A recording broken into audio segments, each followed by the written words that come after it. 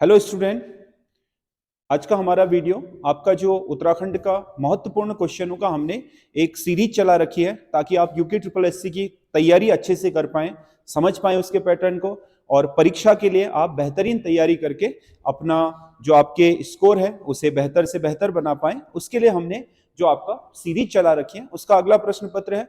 आपको कैसा लगा आप कमेंट करके हमें जरूर बताइएगा। तो इसमें पहला क्वेश्चन है, शिवालिक श्रेणी के संबंध में कौन से कथन सत्य हैं? इसका निर्माण मायोसीन से लेकर प्लाइस्टोसीन युग के बीच हुआ है। शिवालिक मायोसीन से लेकर के प्लाइस्टोसीन या निम्न प्लाइस्टोसीन के बीच में निर्मित हुई है, बिल्कुल सही है। शिवालिक पूर्व से पश्चिम की ओर बढ़ने पर मध्य हिमालय से दूरी बना लेती है। जैसे ये शिवालिक है उत्तराखंड में, ये मध्य हिमालय है, तो जब से ही पूर्व से पश्चिम की ओर जाएगी दूरी बनाएगी, तभी तो दून घाटियां बनेंगी दोनों के बीच में। मध्य हिमालय से जब शिवालिक दूर जाती है तब बीच में गैप बनता है और उन्हीं गैप को हम आपके समतल घाटियों को दून घाटी बोलते हैं। उत्तराखंड में शिवालिक अधिकतम 80 किलोमीटर तक चौड़ा है। 80 नहीं है, जहां पर सबसे ज्यादा चौड़ाई है वहां 50 किलोमीटर तक है। वैसे सामान्य रूप से आपको पता है 10 से 12 किलोमीटर और कहीं पर 20 किलोमीटर तक भी चौड़ा है। औसतन कम है चौड़ा, लेकिन कहीं कहीं पर अधिकतम 50 किलोमीटर तक चौड़ाई ले लेती है क्योंकि पश्चिम की तरफ इसमें फैलाव है। तो इसका 80 नहीं होगा, तो ये गलत है। तो 1 और 2 सही है। पहले प्रश्न के 1 और 2 सही उत्तर हैं। अगला क्वेश्चन है, कथन ए, उत्तराखंड में पिछले 1 दशक में बादल फटने की घटनाएं लगातार बढ़ रही हैं। पिछले 1 दशक में बादल फटने की घटनाएं आपने देखा होगा 2010 के बाद कोई भी साल ऐसा नहीं जाता जिसमें आपके बरसात के या फिर मानसून के सीजन में उत्तराखंड में कोई बड़ी बादल फटने की घटना घटित ना होती हो। तो लगातार इसकी फ्रिक्वेंसी बढ़ रही है, तो ये सही है। राज्य में मध्य हिमालय में लगातार तापक्रम में वृद्धि हो रही है, तापक्रम में भी वृद्धि हो रही है क्योंकि आपका जो हिमालय है मध्य हिमालय, उसमें जिस तरीके से आवासीय क्षेत्र बढ़ रहे हैं या जंगल में आग लगने की घटनाएं हो रही हैं या वाहन वगैरह बढ़ रहे हैं या निर्माण कार्य हो रहे हैं, उसके कारण लगातार यहाँ का तापक्रम बढ़ा है। अब तापक्रम बढ़ने से होता क्या है, जैसे ये बृहद हिमालय है, ये मध्य हिमालय है शिवालिक, जब यहाँ से मानसून की गर्म मानसूनी हवाएं आपके ऊपर की तरफ चढ़ती हैं तो होता क्या है कि ये जो आपके मध्य उत्तरी या ऊपर जो बृहद हिमालय है वहां से उतरने वाली ठंडी हवाओं से टकराता है। तो मध्य हिमालय इसमें क्या करता था, इन हवाओं और इन हवाओं के बीच एक ऐसा आपका संवहन तंत्र पैदा करता था जिससे ये मिक्स हो जाती थी, एकदम वो आपके ऊपर तक नहीं पहुंच पाती थी। होता क्या था कि नीचे से धीरे धीरे ये आपकी ठंडी पड़नी शुरू होती थी और ऊपर जाते जाते इनकी आपकी जो तापमान है उसमें गिरावट आ जाती थी। लेकिन अब क्या हो रहा है, मध्य हिमालय में तापमान बढ़ने से तो यहां तक ये आपके गर्म ही चले जाती है और ऊपर से एकदम ठंडी हवा आती है। तो ठंडी हवा अचानक गर्म हवा को ऊपर फेंक देती है और उसी के कारण बहुत तीव्र गति से बादल बनते हैं और बादल बहुत तीव्र वर्षा करना शुरू कर देते हैं। मतलब ये कि आपके 5 मिनट में आपका 10 सेंटीमीटर, 1 घंटे में 10 सेंटीमीटर या उससे अधिक वर्षा कर देते हैं। उसी घटना को हमारे यहाँ बादल फटने की घटना कहा जाता है या अतिवृष्टि कहा जाता है। तो ए और आर दोनों सही है और आर एक ही सही व्याख्या करता है। मध्य हिमालय का तापमान बढ़ने से ही आपकी घटनाएं लगातार बढ़ रही हैं। अगला क्वेश्चन है, उत्तराखंड की नदियों के विषय में कौन सा कथन असत्य है?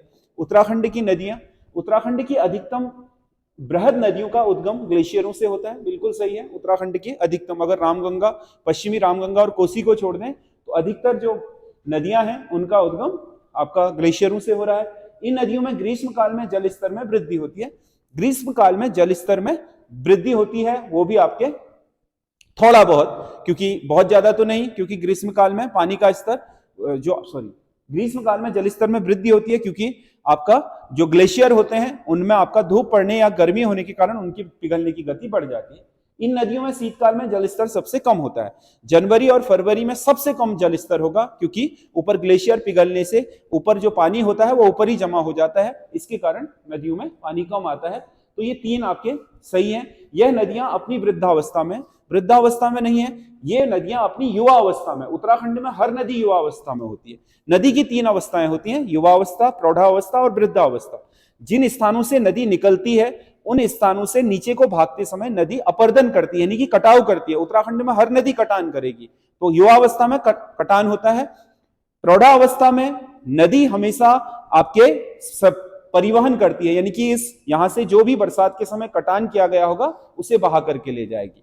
और जो वृद्धावस्था है, जैसे पश्चिम बंगाल में गंगा नदी है, वो वहां उसकी वृद्धावस्था है, वहां ले जाकर के सारा का सारा मलबा जमा कर देगी, यानी कि निक्षेप करती है। तो जहां अपर्दन करती है युवावस्था, जहां परिवहन करती है वहां आपका नदी की प्रौढ़ावस्था, और जहां पर नदी ले जाकर के मलबा जमा कर देती है उस जगह को नदी की अवस्था को बोलते हैं।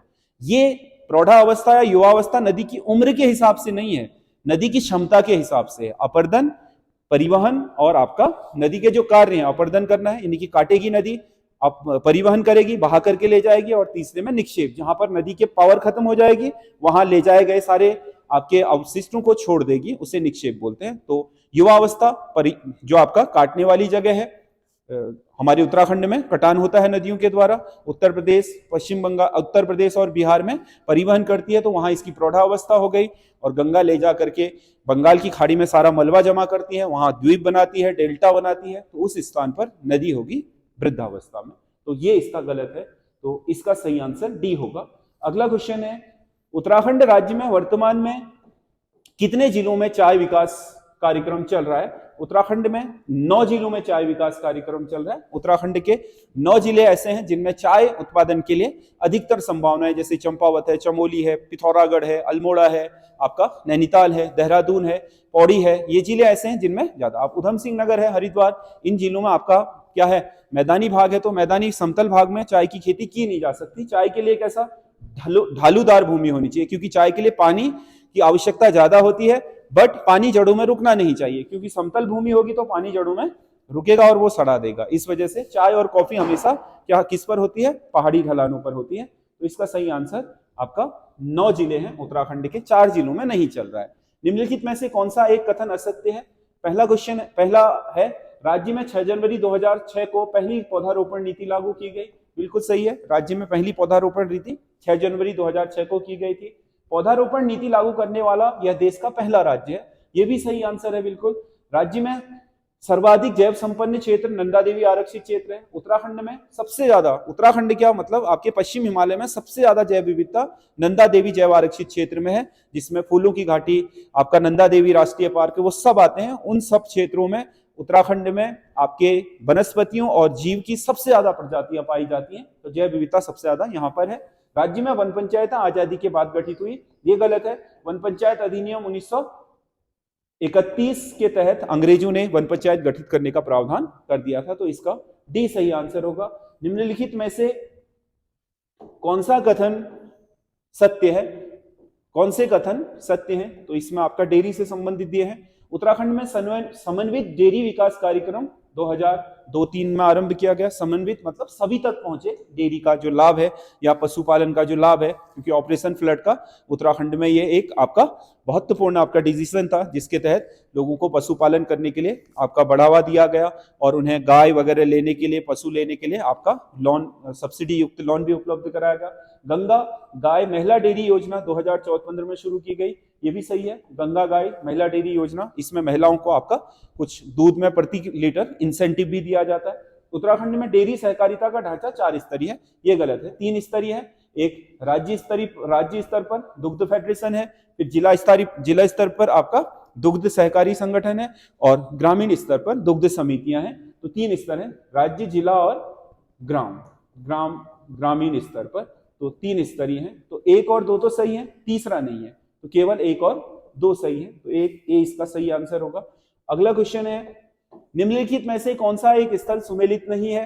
पांडुकेश्वर अलकनंदा तट पर है, बिल्कुल सही है। पीपल कोठी धौली गंगा के तट पर है, धौली गंगा के तट पर नहीं है, पीपल कोठी अलकनंदा के तट पर है। और नारायण बगर पिंडर नदी के तट पर है, ये भी सही है। गौचर अलकनंदा के तट पर है, सही है। तो इसका सही आंसर बी होगा। ये नदियों के तट पर बसे हुए स्थलों के नाम है, सारे के सारे ये चमोली जिले के हैं। अगला क्वेश्चन है, निम्नलिखित नृत्यों को सुमेलित कर सही विकल्प का चयन कीजिए। इसमें आपका कूटबद्ध है ये, इसमें आपका पहला है छोपती। छोपती आपका संवादपूर्ण नृत्य प्रधान गीत है, तो इसका 4 होगा। झुमेलो आपका महिला नृत्य है, जिसमें वो मायके की याद आपके विरह वेदना में आपका नृत्य करती है, तो झुमेलो महिला नृत्य है। चौफला आपका स्त्री पुरुष, चौफला मतलब चारों आपके जो आपके धर्म अर्थ काम और मोक्ष है उसकी कामना को करते हुए आपके स्त्री और पुरुषों का सामूहिक नृत्य होता है आपका चौफला।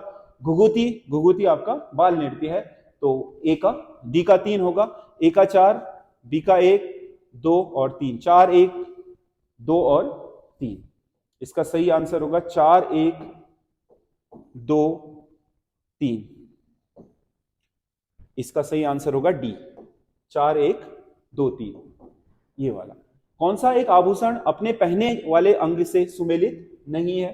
तो रामनवमी, रामनवमी को हमारे यहाँ गलोबंद भी बोलते हैं, गलोबंद गले में ही पहना जाता है, बिल्कुल सही है। हमेल, हमेल आपके सिक्कों की माला होती थी पहले, छोटे छोटे सिक्कों की, अठन्नी चवन्नी माला भी बोलते थे, उसे हमेल बोला जाता है।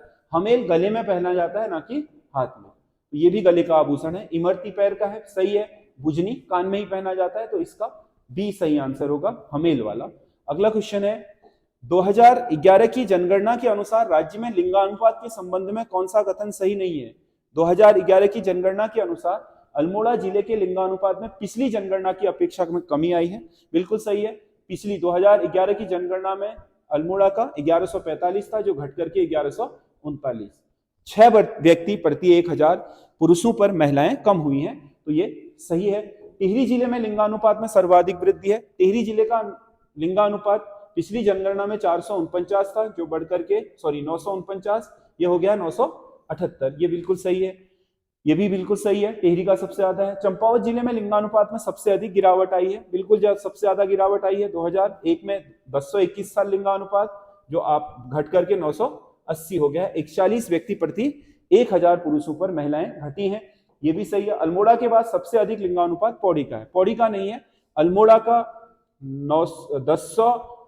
1139 है, और उसके बाद 1114 है रुद्रप्रयाग का, फिर 1103 है पौड़ी का।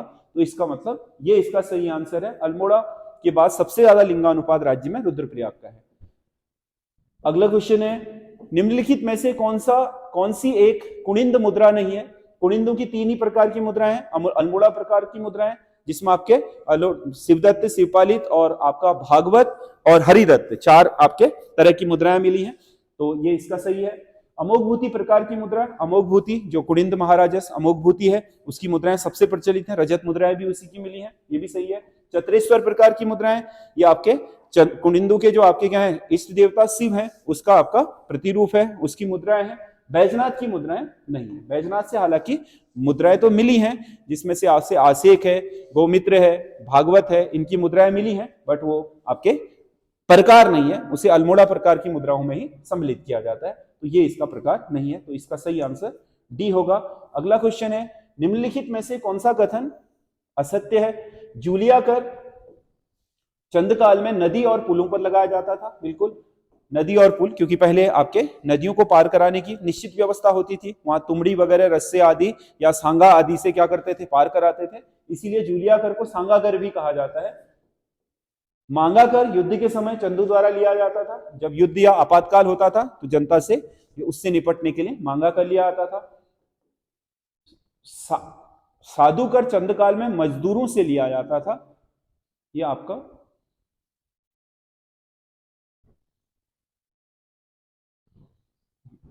लेखकों से लिया जाने वाला कर है, मजदूरों से नहीं बल्कि लेखकों से लिया जाने वाला कर है।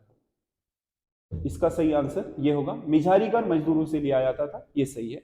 अगला, यूरोपियन यात्री विलियम फिंच, यूरोपियन यात्री विलियम फिंच किस पवार शासक काल में गढ़वाल की यात्रा पर आया था? विलियम फिंच आपको पता है मुगल दरबार में आया था, अकबर के यहाँ एक पादरी था विलियम फिंच, बहुत अच्छा जानकार था ईसाई धर्म का, उसने आपके गढ़वाल में पवार दरबार की भी यात्रा की थी, मानसा, जो आपका अकबर के अंतिम समय मतलब 1591 के करीब गद्दी पर बैठा था, मानसा, इसके दरबार में आया था विलियम फिंच। वैसे वो भारत आया था मुगल दरबार में। अगला क्वेश्चन है, निम्नलिखित में से कौन सा एक सही नहीं है? ये गोरखा आक्रमण के तथ्य हैं। मेजर जनरल आक्टर लोनी ने हिमाचल प्रदेश से गोरखों पर आक्रमण किया, बिल्कुल सही है।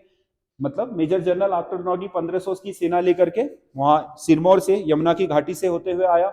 मेजर जनरल ग्लेस्पी ने सहारनपुर से गोरखों पर आक्रमण किया, 3500 की सेना लेकर के ग्लेस्पी ने सहारनपुर से देहरादून के खलुंगा किले पर आक्रमण किया था, ये भी सही है।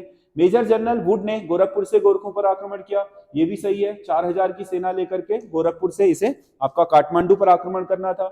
मेजर जनरल मॉर्ले ने सिक्किम से गोरखों पर आक्रमण किया, ये गलत है। मेजर जनरल मॉर्ले ने 13,000 की सेना, सबसे बड़ी सेना इसी के पास थी, और इसने आपके बिहार से काठमांडू पर आक्रमण किया था। तो इसका सही आंसर डी होगा, ये बिहार है ना कि सिक्किम।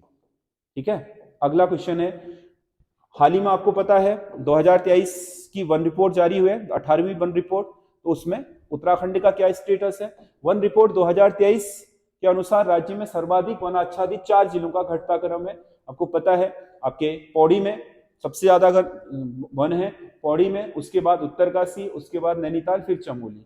तो बी इसका सही आंसर है, यही क्रम है, पौड़ी, उत्तरकाशी, नैनीताल और चमोली। सबसे ज्यादा पौड़ी में है, फिर उत्तरकाशी में, मतलब 3300 वर्ग किलोमीटर आपके पौड़ी में है, 3000 वर्ग किलोमीटर उत्तरकाशी में है, 2800 वर्ग किलोमीटर नैनीताल में है, 2600 वर्ग किलोमीटर चमोली में है। यह आपका घटता क्रम सही है, और सबसे टॉप में आपका पौड़ी जिला है, जो अभी 3-4 दिन पहले आपका रिपोर्ट जारी हुई है, 18वीं वन आपका गणना या वन रिपोर्ट, उसके अनुसार। अगला क्वेश्चन है, निम्नलिखित में से कौन सा एक सही सुमेलित नहीं है? इसमें कुछ परियोजनाएं दी गई हैं, उर्गम परियोजना, कल्पगंगा, चमोली, बिल्कुल सही है। व्यासी परियोजना, भागीरथी, यमुना पर है। ये आपका जो व्यासी परियोजना है वो देहरादून में है, यमुना नदी पर, ना कि भागीरथी पर। तो इसका सही हो गया। देवसारी परियोजना पिंडर नदी पर है। जखोल सांकरी परियोजना उत्तरकाशी में सुपिन नदी पर है, ये भी सही है। तो इसका सही आंसर बी होगा। अगला क्वेश्चन है, निम्नलिखित में से कौन से कथन मुख्यमंत्री लखपति दीदी योजना के संबंध में सही है? लखपति दीदी योजना, मुख्यमंत्री आपका ये योजना, यह योजना 4 नवंबर 2000 को आरंभ हुई, 2023 को, बिल्कुल सही आंसर है। इस योजना में 2025 तक 2 लाख महिलाओं को लखपति बनाना है। 2025 तक 1.25 लाख यानी कि 1.25 लाख का लक्ष्य है, ना कि आपका 2 लाख का। इस योजना में उद्यम करने के लिए 1 लाख रुपए तक का ब्याज रहित ऋण उपलब्ध कराया जाता है। कोई भी महिला जो उद्यम करना चाहती है इस योजना में, तो वो स्वयं सहायता समूह के माध्यम से 1 लाख रुपए तक का ब्याज रहित ऋण लोन ले सकती है। तो इसका सही आंसर ये होगा। 1 और 3 सही है, तो इसमें आपका बी सही हो जाएगा, 1 और 3, केवल 1 और 3। अगला क्वेश्चन है, आर्यभट्ट प्रेक्षण विज्ञान शोध संस्थान एरीज के विषय में कौन सा कथन सत्य है? यह नैनीताल के मनोरा पीक पहाड़ी पर स्थापित है, बिल्कुल सही है। पहले शेर का टांडा में किया गया था, बाद में मनोरा पीक पर लाया गया। यहां पर ऑप्टिकल दूरबीन डॉक्टर संपूर्णानंद के नाम से स्थापित की गई है, यह भी सही है। 2022 में यहां इंटरनेशनल लिक्विड मिरर टेलीस्कोप 5 देशों के आपके सहयोग से यहां पर स्थापित की गई है, यह भी सही है। तो 1, 2 और 3 सभी सही है इसमें। अगला क्वेश्चन है, हर्षदेव ओली के संबंध में कौन सा कथन असत्य है? हर्षदेव ओली महान स्वतंत्रता संग्राम सेनानी और काली कुमाऊं के शेर के नाम से प्रसिद्ध। इन्होंने 1929 में लाहौर के कांग्रेस अधिवेशन में कुमाऊं का प्रतिनिधित्व किया था। कुमाऊं क्षेत्र से प्रतिनिधि यही थे। लाहौर अधिवेशन 1929 का, जिसमें पूर्ण स्वराज की घोषणा हुई थी, उसमें कुमाऊं का प्रतिनिधित्व इन्होंने किया था। 1924 में फॉरेस्ट ग्रीवांस कमेटी के उपाध्यक्ष बने थे। पी विंडम आपके इसके अध्यक्ष थे, और उपाध्यक्ष बनाए गए थे आपके हर्षदेव ओली, जो आपके उत्तराखंड में वन अधिकारों को लेकर के बनाई गई कमेटी थी कि उत्तराखंड के स्थानीय लोगों यानी कि कुमाऊं कमिश्नरी के स्थानीय लोगों को वन अधिकार दिए जाए या ना दिए जाए। इन्हें कुमाऊं का मुसोलिनी कहा जाता है। कुमाऊं का मुसोलिनी अंग्रेज भी बोलते थे, लेकिन सबसे पहले ये संज्ञा दी थी इन्हें आपके शक्ति समाचार पत्र में बद्रीदत्त पांडे ने। सविनय अवज्ञा आंदोलन के समय इन्हें अहमदनगर जेल में रखा गया था, ये गलत तथ्य है। तो इसका सही आंसर डी होगा, बाकी ऊपर के तीनों सही है। अगला क्वेश्चन है, राज्य खेल नीति 2021 के अनुसार ओलंपिक में स्वर्ण पदक जीतने वाले खिलाड़ी को कितनी पुरस्कार राशि देने की घोषणा की है? हमारे उत्तराखंड का कोई भी खिलाड़ी यदि ओलंपिक में पदक जीतता है तो स्वर्ण पदक में 2 करोड़, रजत पदक में 1.5 करोड़ और कांस्य पदक में 1 करोड़ की इनामी राशि उत्तराखंड सरकार देगी। ऐसी घोषणा उत्तराखंड सरकार ने राज्य खेल नीति 2021 में की है। अब आगे आने वाले ओलंपिकों में अगर उत्तराखंड से कोई भी पदक आता है तो उसे इसी के अनुसार राशि प्रदान की जाएगी। तो ये 20 क्वेश्चन है, आपको कैसे लगे कमेंट करके जरूर बताइएगा। और मैं आपसे लगातार कहता हुआ आ रहा हूं कि उत्तराखंड में अगर आपको पेपर क्रैक करना है तो आप उत्तराखंड का जो 40 नंबर वाला पोर्शन है उसे 30+ या 32 80% के करीब ले जाइए, यानी कि 40 का 80% बनता है 32, 33 अगर आपने सही कर लिए हैं और हिंदी में आप 15-16 कर गए हैं तो आपके लिए जीतना बहुत आसान हो जाता है उत्तराखंड में। या आप मान करके चल लीजिएगा, उत्तराखंड ही है करके हल्के में मत लीजिए, उत्तराखंड को बहुत डेप्थ में पढ़िए, गहराई से पढ़िए, आपके क्षेत्र की बातें हैं इसमें, बाहर का कुछ नहीं है, हम सब कुछ जानते हैं। जैसे उत्तराखंड में मान लो हमें पता है बद्रीनाथ भी हमने सुना है, चमोली भी सुना है, बस कनेक्शन जोड़ना है। उत्तराखंड की शब्दावलियों के विषय में, उत्तराखंड की बोलचाल, सारी चीजों के विषय में हमें पहले से चीजें पता है, बस उनको कनेक्ट करना है कि कौन सी चीज कहां पर है। बाकी हमें अन्य चीजों की तरह बहुत एफर्ट करने की आवश्यकता इसमें नहीं पड़ती है, कम एफर्ट में इसमें अच्छे नंबर लाए जा सकते हैं। देखो जो चतुराई से काम करेगा, स्मार्ट तरीके से काम करेगा, उसे सफलता जल्दी भी मिलेगी और जरूर भी मिलेगी।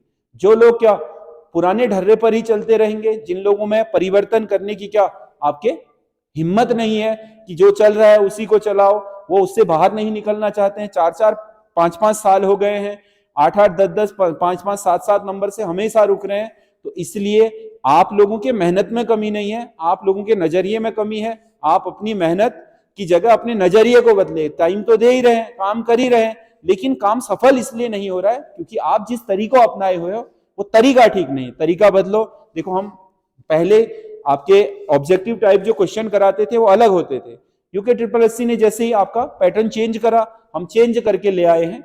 हम अपने बच्चों को पढ़ाते भी चेंज में हैं, जैसे हमारी जो डेप्थ में क्लासेज चलती हैं या हमारी ऑनलाइन ऑफलाइन जो क्लासेज होती हैं उनमें भी हम बच्चों को सारी चीजें डेप्थ में पढ़ाते हैं ताकि वो किसी भी तरीके से मात ना खाएं, और कम से कम उनका आपका जो बौद्धिक लेवल है या प्रश्नों को करने की योग्यता है वो इस तरीके से डेवलप हो जाए कि डायरेक्ट उत्तर नहीं भी आ रहा है तो वो कहीं ना कहीं से विकल्प में सोच करके कुछ ना कुछ करके उसके सही उत्तर तक पहुंचने की क्षमता डेवलप कर ले।